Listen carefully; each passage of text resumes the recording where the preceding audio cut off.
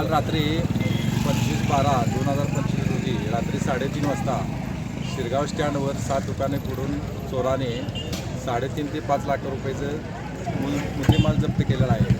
तर या चोरीच्या पाठीमागे तो चोर आहे, त्या चोराला पकडून ती चोराची दहशत पोलीस काढावी ही प्रशासनाला आम्ही विनंती केलेली आहे आणि वारंवार प्रकार घडू नये म्हणून पोलिसांनी या लक्ष याच्यामध्ये घालावे। 24/12/2025 रोजी रात्री 2:30 वाजता शिरगावच्या स्टँडवर चोरीचा प्रकार घडलेला आहे आणि त्यामुळे व्यापाऱ्यांच्यात मोठं भीतीचं वातावरण निर्माण झालेलं आहे।